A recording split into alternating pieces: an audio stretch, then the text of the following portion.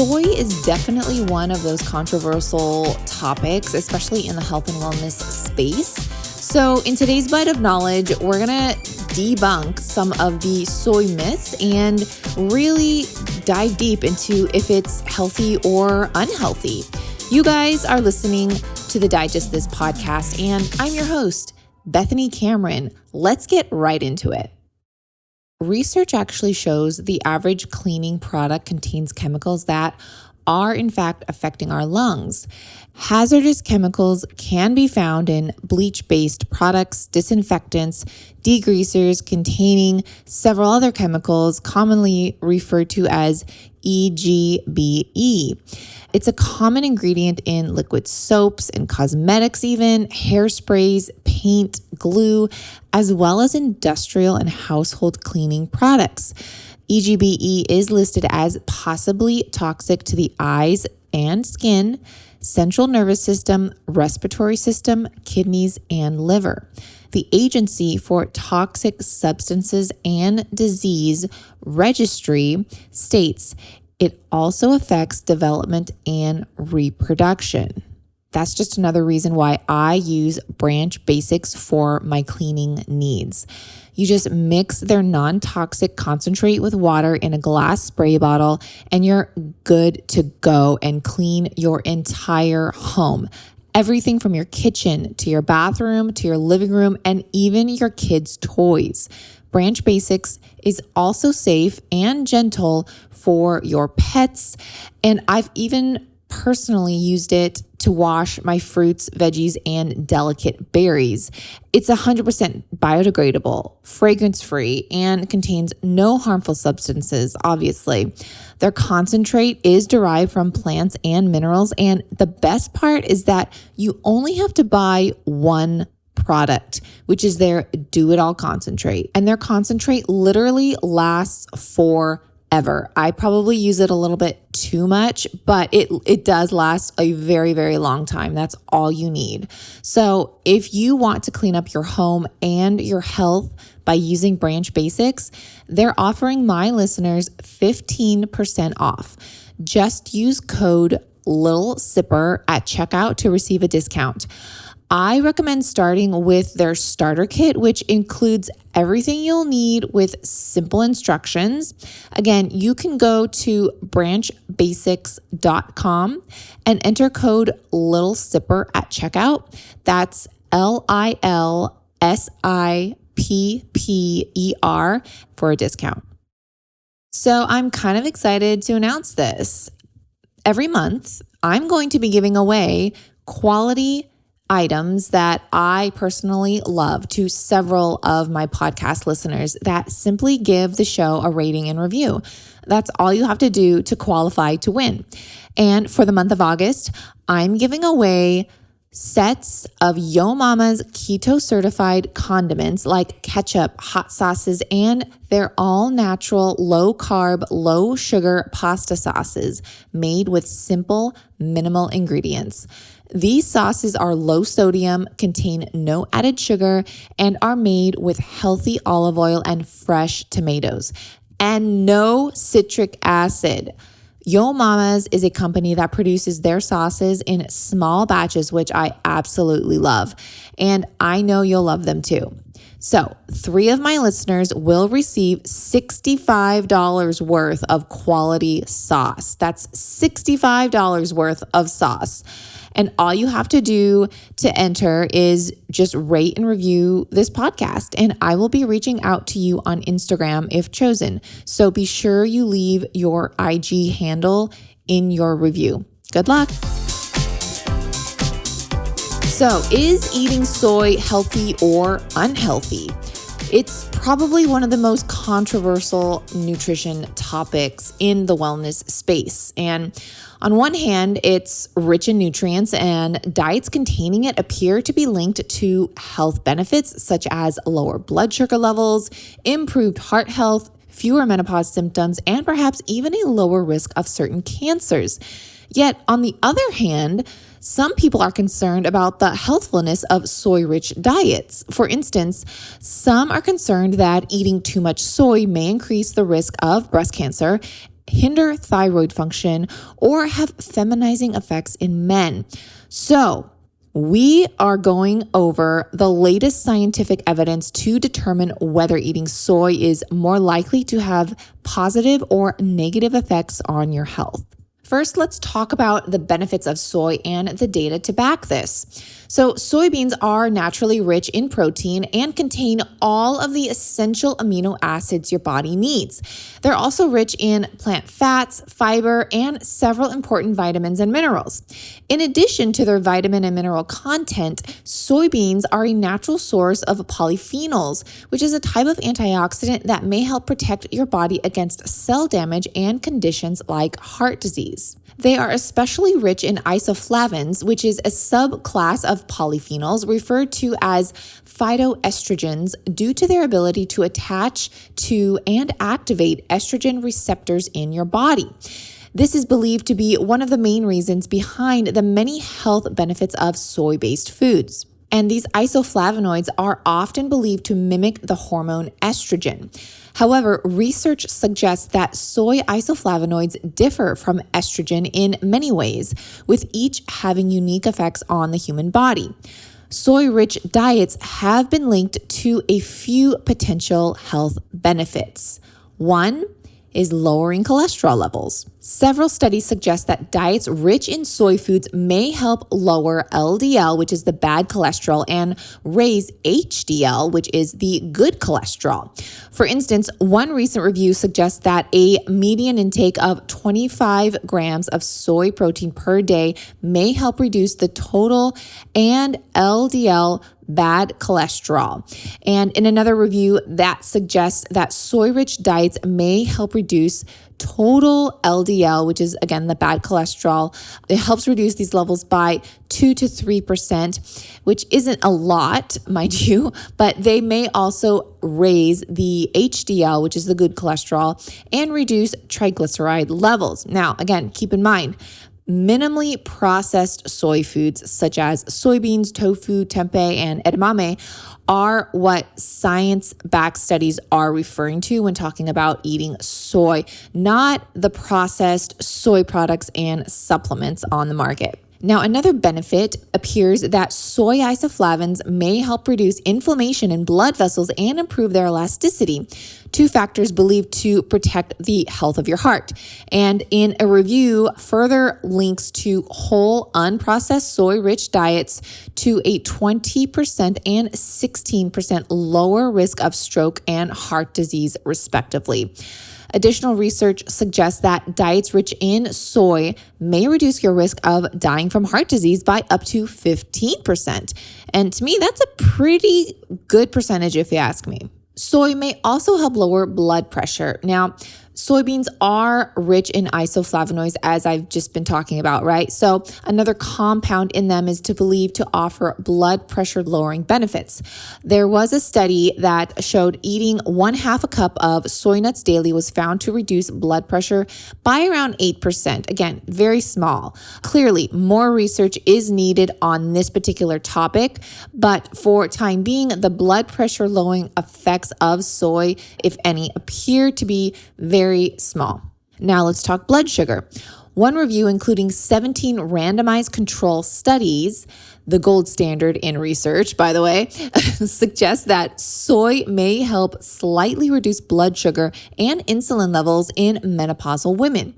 Soy isoflavones may also help lower insulin resistance, which is a common condition in which cells no longer respond to insulin normally. And over time, insulin resistance can result in high blood sugar levels and lead to type 2 diabetes. Now, let's talk about fertility. This is a hot topic when it comes to soy. Now, some research suggests that women eating soy-rich diets may benefit from improved fertility. Yes, that's right.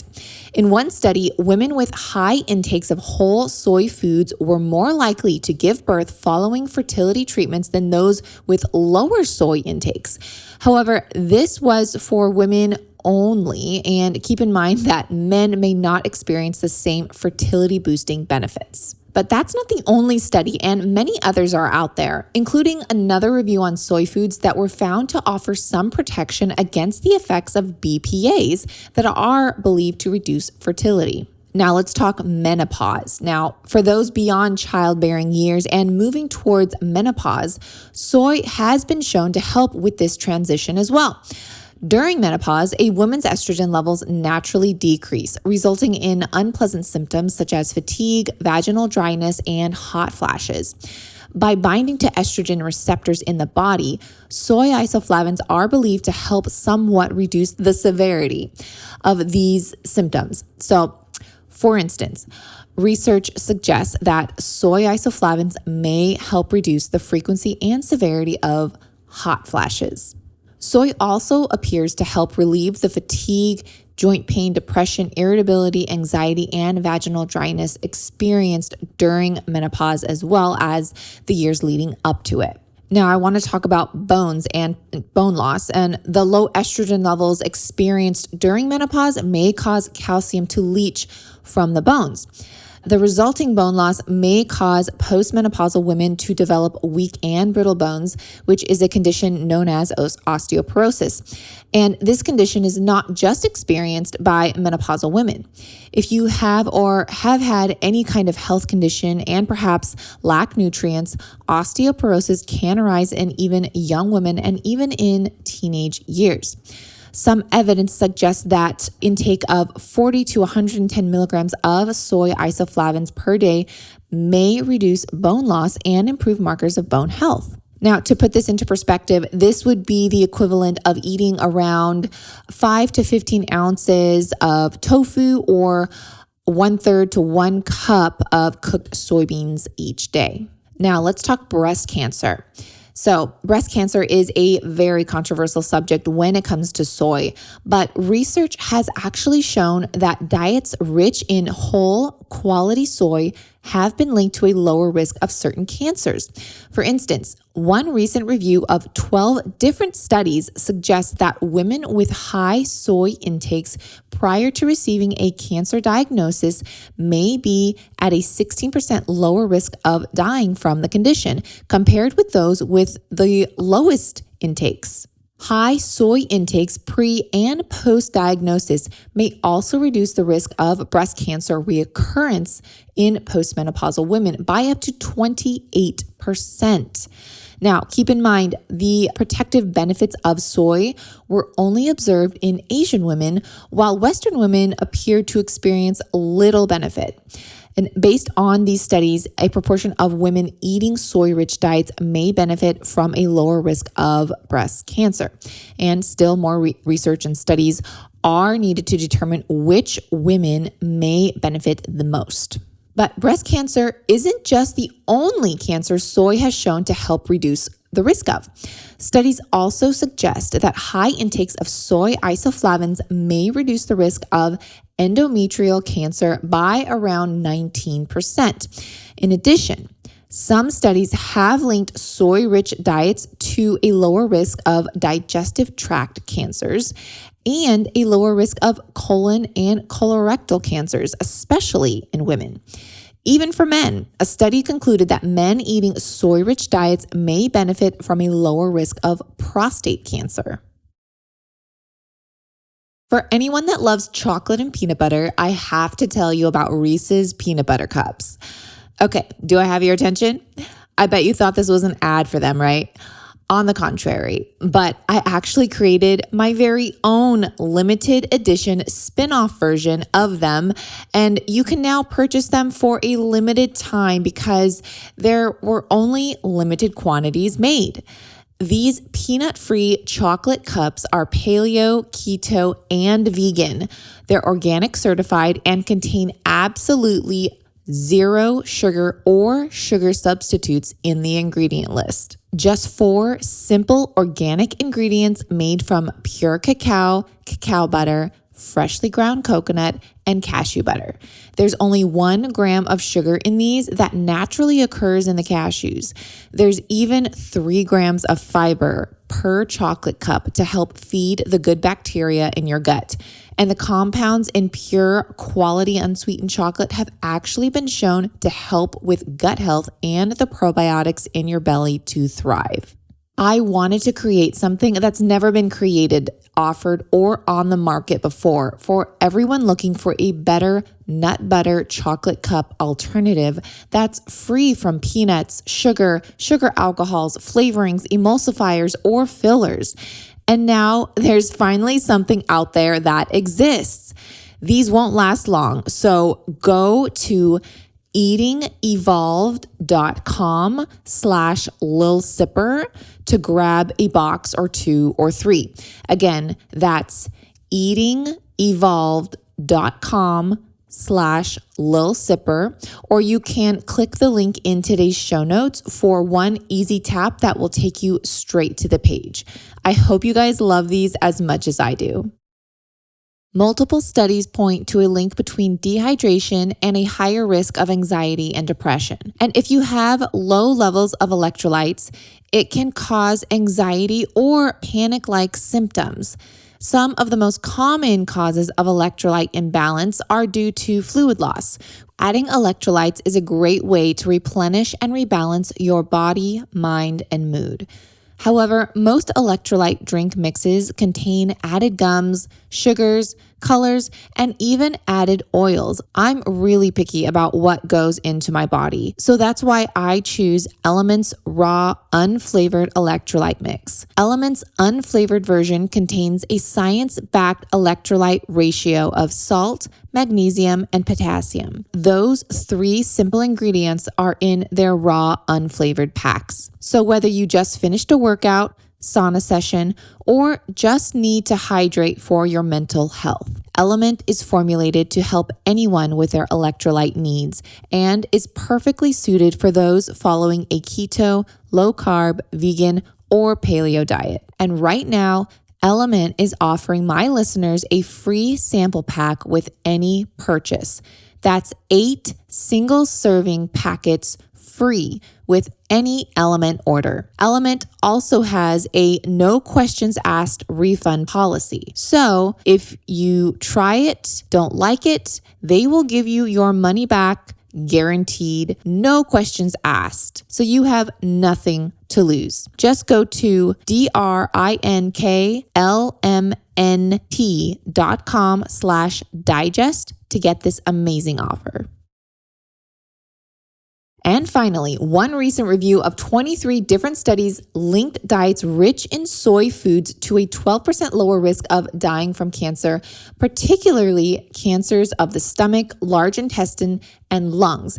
And I can include all these studies in today's show notes for you to reference. And I want to talk about studies linking soy to cancer because most studies linking soy consumption to an increased risk for breast and other forms of cancer are done on laboratory animals.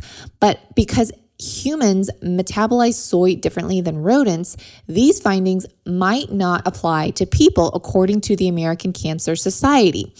Further, studies looking at the effects of soy on humans haven't shown the potential for harm. In fact, the American Cancer Society states that because research on the link between soy and cancer is still evolving, much more analysis is needed. And as it stands, soy doesn't appear to pose any cancer risk.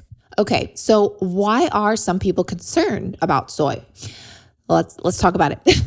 Soybeans and soy foods derived from the plant have been part of the human diet for centuries. I mean, it's been here since the earth was created. So nevertheless, some people worry about including soy in their diet due to a few things.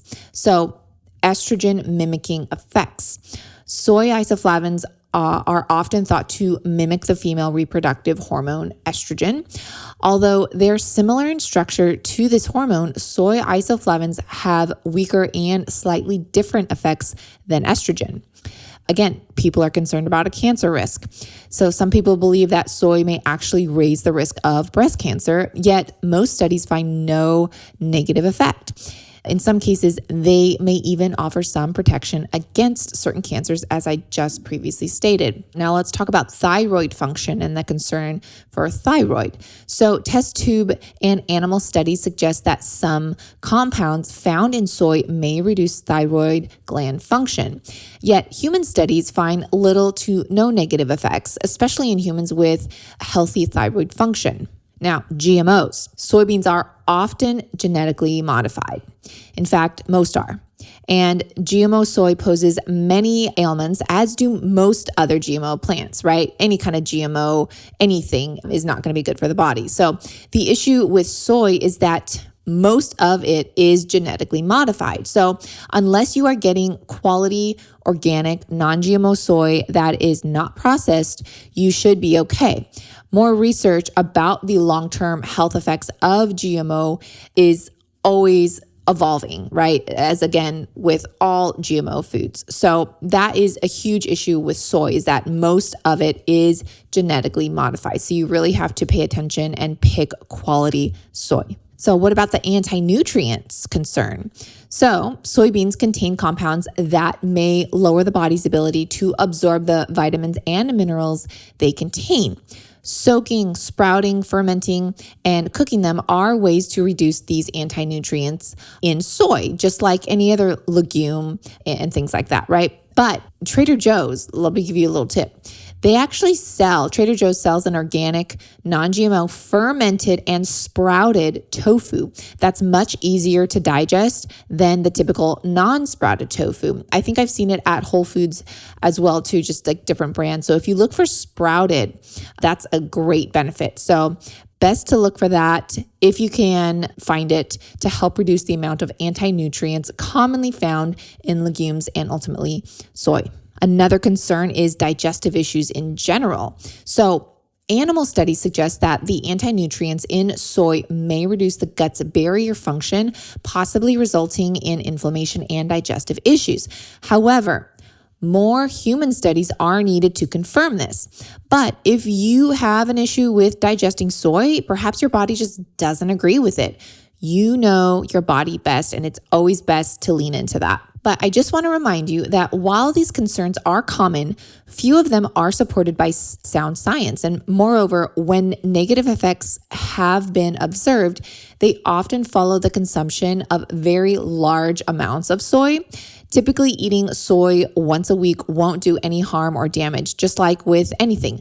Too much of a good thing is not a good thing. And I'm currently seeing this with other foods like almonds, for example.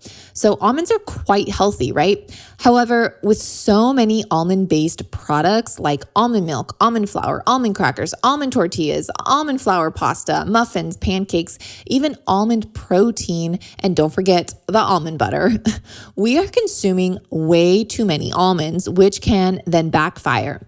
Variety in our diets is key.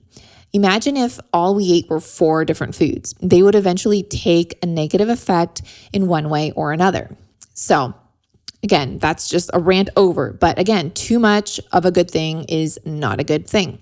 Going back to soy, for instance, men who reported experiencing feminizing effects from soy consumed amounts of up to 9 times larger than the average intake of men with soy-rich diets. So although possible, it would be difficult for most people to eat that much soy each day. Now, again, not all soy-based foods are the same. I want to mention this again because just not all soy foods are equally nutritious or beneficial as previously noted. So generally, the less processed a soy food is, the more vitamins, minerals, and beneficial compounds it may contain. On the other hand, the more processed a soy food is, the more salt, sugar, fat, and unnecessary additives and fillers it likely contains, as with any food. So again, try and get whole soy foods. That's why minimally processed soy foods such as soybeans, tofu, tempeh, edamame, and unsweetened pure soy milks without gums or preservatives are considered superior to other soy-based protein powders and mock meats, energy bars, or sweetened soy milks and yogurts, etc. Think about the Asian culture and their consumption of whole soy foods. And yet there is no rise in breast cancer or other diseases with them, right? In fact, I think they are more healthy than us Americans. The USA has a much larger health concern arising, which is obesity. Those living in Asia are far less obese with less health issues, yet Americans are concerned about soybeans and edamame. There is a much greater problem Americans should be focusing on, and tofu isn't one of them, in my own personal opinion. Now, all that to say, some people actually have a soy allergy and need to stay clear of the food altogether. But if you don't have an allergy and just have stayed away from soy like the plague just because of all the controversial information, perhaps try a little and see how you feel. Now, I also just want to bring up hormones again, because I feel like a lot of women tend to stay clear of soy because they're afraid it will alter their hormones. But if their hormones are already imbalanced, then soy could actually help balance out their hormones and bring them back into balance, depending on, if they're lacking hormones or have too much of one or the other. So I personally think a lot of the hormone imbalance issues women face today is not because of soy, but from all the birth control pills prescribed, all the endocrine disruptors, cleaning products, toxic pans, seed oils, perfumes, lotions, processed foods, as well as chronic stress that alters women's and men's hormones. I really think that's the main issue here.